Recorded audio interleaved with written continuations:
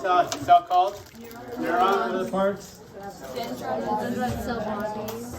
Dendrite cell. Cell bodies. What's found in cell body? Nucleus and Nucleus and organelles. Very good. Exactly. Okay, then an membrane potential. So basically, I want to find out. You find which one is found in large amounts outside. Sodium. Don't forget, you find sodium on the inside too as well, but it's mainly higher amount on the outside. Higher amount on the outside. Higher amount on the outside, right? Right. So that's why when it goes inside, it has to be pumped back out again, right? Okay. What do I have inside that never changes? Anion. What's an anion? Negative. Very good. And what do I have also inside? Don't forget, you saw potassium on the outside, there's a larger amount inside. Just keep that in mind. Okay? All right, going on. If we're asking here, neurons, I have 3 types. What are they? What's the one here? So example, it's your eye. Oh, you can't draw an eye. So these are sensory. This is inter. This is motor. Very good. Okay, this one here is called the peripheral nervous system. Central. Easy. Okay, what makes it the central? Brain and spinal cord. Very good. Motor neurons control what? Muscles. Very good. Now, normally, say for instance, if you were to touch a pencil like this, your sensory neurons send it to your spinal cord, up to your brain, back down again to your motor neurons, right? How does a reflex, knee-jerk reflex happen? So it's going to go from anywhere? Sensory to a inter, and back in the spine, right? And back to a motor. It'll go up there eventually, but it has to go back to your motor neurons right away because why? That's the extra second to make you hurt yourself more, right? So, for example, if you touch a hot stove, you have to look over here and go, ow, right? That split second more, you're going to be burning yourself even more. So, reflexive sensory neuron, interneuron, right back to a motor neuron. Yeah? Okay. Then going on, the role of voltage gauge ion channels. Basically, what is this thing called here? Action. Oh, I forgot to draw the lines here. And what is this called? Threshold. What's a threshold? The barrier to has to pass in order to do what? To fire a thing called a what? What is this thing called? Action potential. Very good. Right? Now, do neurons fire partially? No, these either all or none. Right. What's the resting potential inside a neuron? Negative 70 millivolts. Very good. Okay, so these are channels here. You're going to tell me their name. Let's go through these. So number 1. What potential? Resting potential. Very good. Okay. Flows. Flows. Next one. Depolarization. When it depolarizes, what does it mean? More positive, so open. So. Good so far? Any questions so far? Okay, here. Repolarization.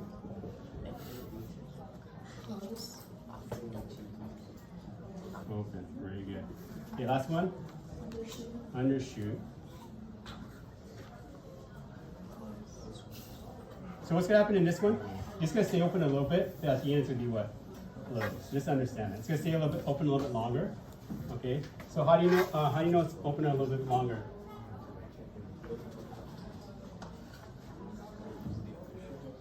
Yeah. See how it goes? This is the resting potential, right? See how it goes even more negative? Why does it go even more negative? Because the potassium is going out more. You're making the potassium going out, so the inside is going to be more negative. That's why it goes that, and then eventually after that, it's going to close. Does it make sense? Okay, just in case you didn't understand that, sodium, potassium are closed.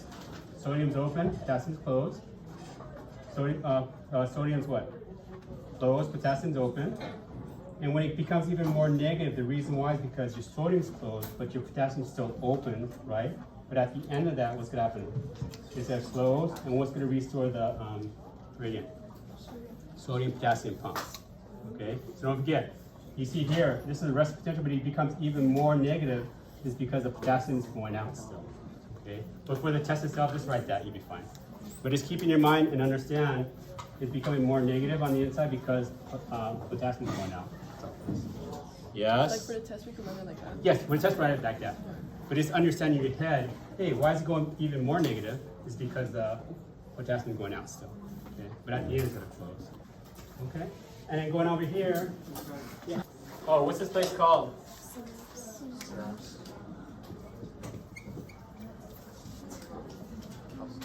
What membrane? Pre-synaptic membrane and post-synaptic membrane. Alessia's the best. She's the best. I'm probably gonna post a Okay. YouTube video. And what's coming down? Just kidding. Oh yeah, see, this is no, Sodium, very good. Why is sodium coming down? Because what is it doing? Become more positive. Because what? More positive. Depolarizing, right? It's depolarizing, right? Because the inside is becoming wherever my finger is, wherever the signal is, what kind of charge? So example here. If the signal's right here, what's right here? Positive, right? And what's on the outside? Very good, just like that. See that? I can't see that. Right? So where my finger is, it's going to be positive. Because what's coming in? When it gets to the end, what's going to come in? Calcium. And it's going to cause these things called what to be released? Very good, neurotransmitter. Very good. And what do you do? You're going to bind to receptors on the next membrane and do what to it? Open what? It causes what to happen? It's going to depolarize it, right? Causing what to come in? Sodium carry signal on. That's all it is. Yeah, no, maybe so. Yeah? Right? Causes calcium rushing, causes neurotransmitters to be released into the synapse. They bind to receptor on the next membrane and depolarize it. Yes? No? Yeah. Okay, so don't forget, when neurons, see like neurons here? They don't touch each other. There's a space in between them. And that space is called the synapse. When you get to the end of one neuron, it's called the presynaptic membrane. It's called the postsynaptic membrane. Synapse is the space in between. So sodium's coming in because it's depolarizing. Where my finger is, the pen is. When it gets to the end, it causes calcium to come in. This causes the release of what are these things called? I forgot. Neurotransmitters. That are found in little things called what? Vesicles. Vesicles, very good. So they cause the neurotransmitter to be released into the synapse. They bind to receptor on the next membrane and do what to it? Depolarize. That's all that is. How does it depolarize? By letting what in? Sodium, very good. So the inside becomes more what kind of charge? Positive, very good. Yes? Okay. Yeah? All right, next question. These are just two different signals they could send here. One is called an EPSP and an IPSP. This is post-synaptic potential. Post means at the end. Post-synaptic potential. What's E? If you're happy, you get very Excited. Excitatory. And this is the opposite. Inhibitory. Okay? So this is excitatory post-synaptic potential, inhibitory post-synaptic potential. So here's the threshold here. What is this one? Excitatory because it makes it become more positive. This one's excitatory because it makes it more positive, right? So this neuron will send a positive one here, and then a little bit later send another one. But is it strong enough to pass the threshold? No, subthreshold. We call it subthreshold. Okay? This one here, why is this one going down? What kind of signal is this one sending here? IPSP, so it becomes even more negative. It's inhibitory. Got it so far? Okay. Then, what would it be like? Let me give you a question here. What would it look like if I have an IPSP and an EPSP? And this is a threshold here, and this is a normal resting potential. What would it look like if one neuron fired an IPSP and another neuron here fired an EPSP? And this one's an IPSP. What would it look like here? It would look like this, straight. Why? What are these two doing? They're fired at exactly the same time. They cancel each other out. That's all it is. Okay. So this one, what happens here? One after the other. One neuron is firing two signals right after each other, and it's able to do what? past the what? Threshold of fire and action potential, right? Oh, this one, what's it doing? At the same time. One neuron, so you have one neuron firing EPSB this one. Another one neuron firing EPSB together at the same exact time. What's it doing? Working together, cause and action potential all together. That's all it is. Yes? We good? Any question on that? Okay.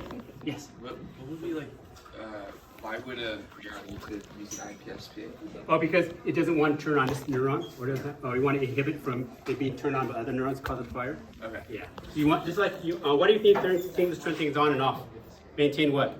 Homeostasis balance. Yeah, good question though. Yes?